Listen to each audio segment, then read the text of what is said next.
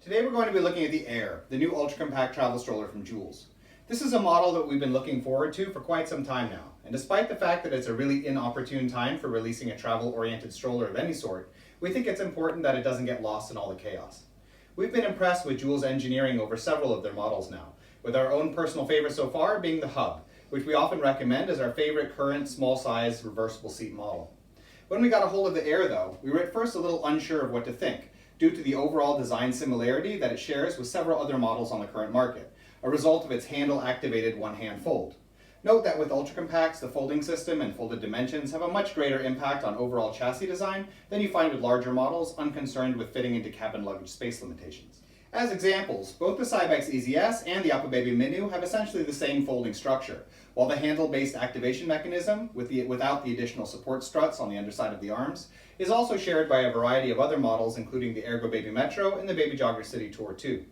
This similarity in chassis structure, however, does not make all of these models equal. And if you've watched any of our reviews for the models I mentioned, you probably already know that we find the Minu, for example, far more structurally sound than the EasyS. But what this does indicate to me is that the wide use of this setup signifies the emergence of a new industry trend among ultra-compact designers, a sort of unspoken common agreement about how to most easily achieve the one-hand fold on ultra-compacts. As we go through this review then, especially when we go over the Aer's mechanics, we will make reference to this common design trend in order to explain how the Aer differs from other comparable models.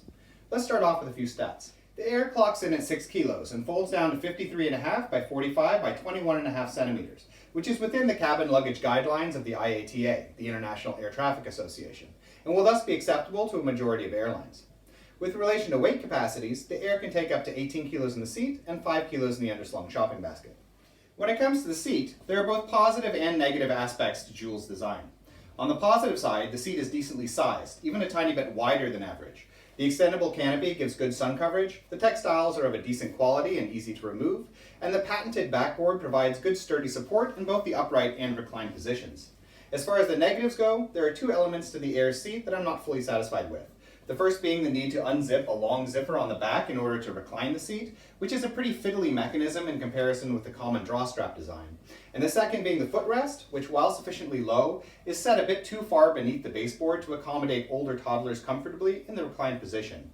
The result of this second factor is that the Aer, as it comes stock, will really only fit best for younger children, over 6 months and up to a maximum age of 2.5 or 3.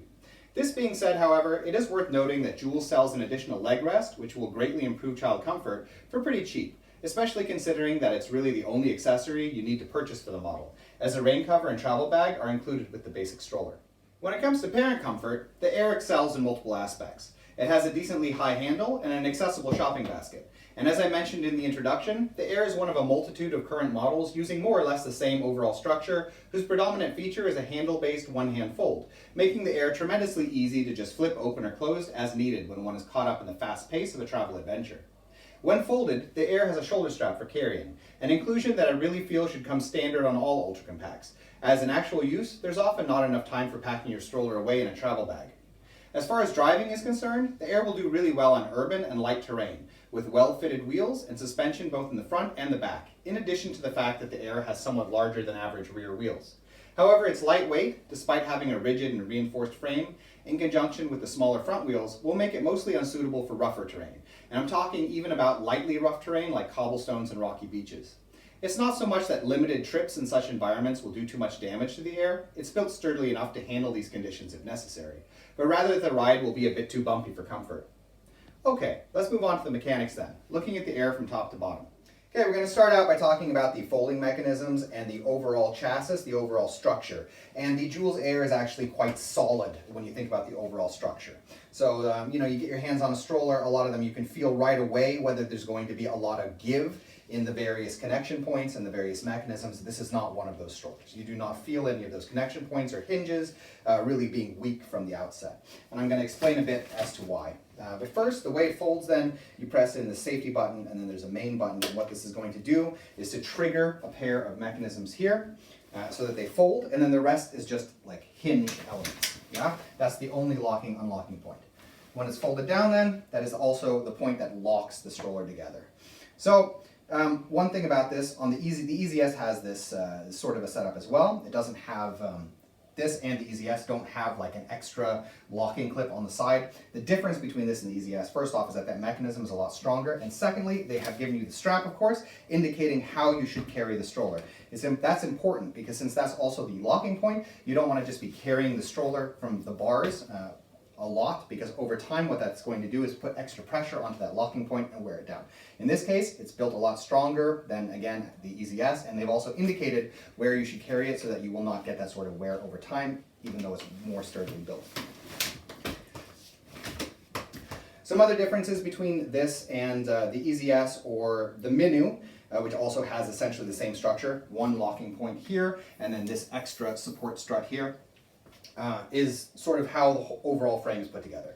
So now with the Minu, I would say the Minu is slightly more sturdily built, but note that the Minu does not actually conform to cabin luggage requirements. And this is not that much below the Minu in terms of its structural integrity. It is a lot more sturdily built than the EZS, and the reason for this is that there are additional crossbars, and they're actually welded into the structure of the stroller, here and here, as well as another crossbar here. I don't think this one's actually welded, but it runs here. And all of these give it more horizontal integrity. And what that's going to do is to make it so that the points can't really loosen up separate from each other on either side, which would, in a lot of cases, I notice when that sort of thing happens, it leads to like asymmetry issues that can then put extra pressure on the internal mechanisms of the design. So the thing is built with those extra support bars in order to be just more structurally sturdy on the horizontal axis. Another thing they've done, which achieves the same effect, is to turn the frontal bar here sideways. If you notice that these are like aiming upwards and this is aiming sideways. And what that's going to do is to deal with that kind of pressure when you have a child in here, right? And you're moving over terrain and you're turning, so you're thinking you're going to have a lot of pressure then against the mechanisms. And anytime you do anything like this or add the welded crossbars, you sort of deal with a little bit of that extra kinetic energy that is wearing down the hinges and mechanisms. And Joolz overall has, in all of the models that I've seen, has been really good at adding in these sort of extra little bits into the overall structure in order to sort of promote longevity and promote strength to like the general chassis design.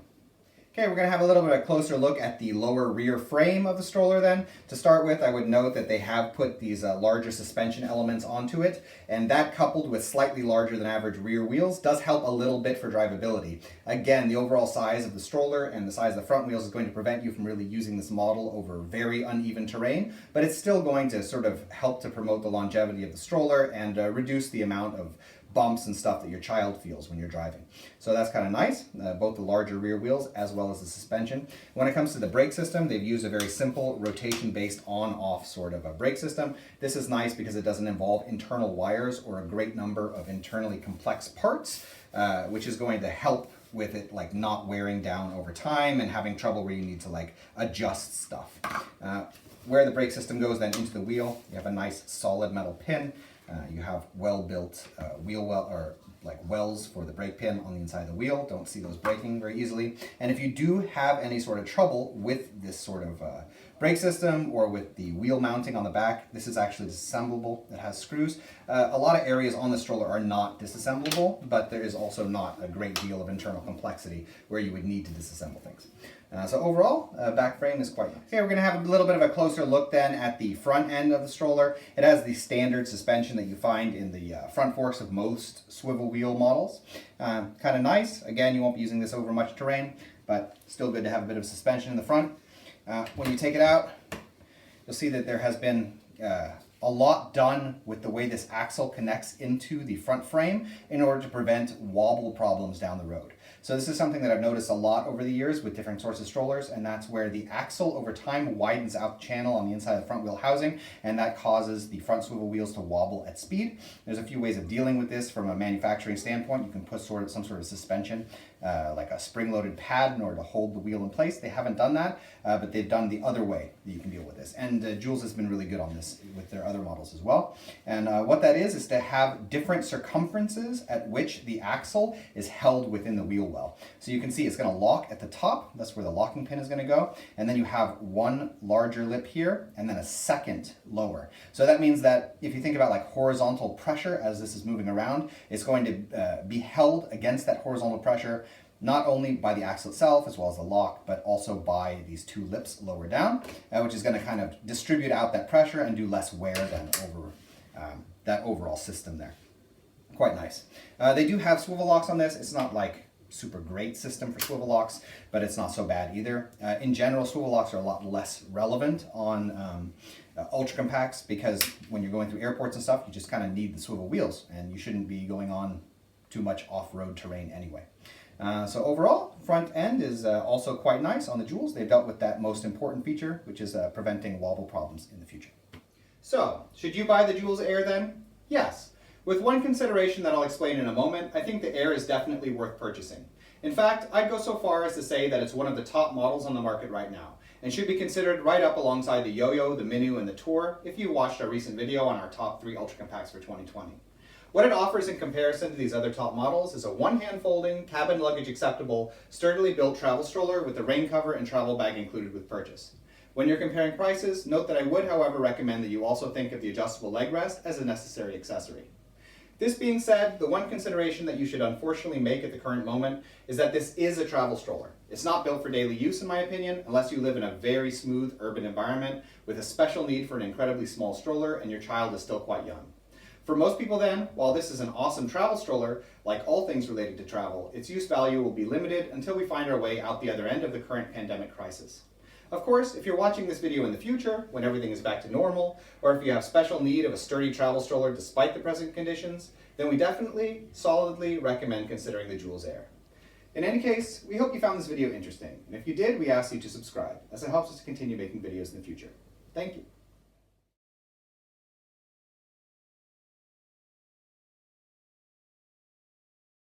We need your help. Like most of the economy, our channel has been hit pretty hard by the current crisis, and though we're doing our best to keep everything chugging along, times are tough. If you would like to help us out, there are a couple things you can do. Firstly, if you're using ad blocker, we would really appreciate it if you could turn it off every once in a while. In case you didn't know, as annoying as they are, ads fund all YouTube content, and in times like these, I'm pretty sure all the channels you enjoy and make use of could really use the extra revenue. Secondly, we have a Patreon page. And if you have the ability, signing up to donate even just $1 or $2 a month would really do a lot for us. In any case, thanks so much for listening. We hope you enjoyed the video.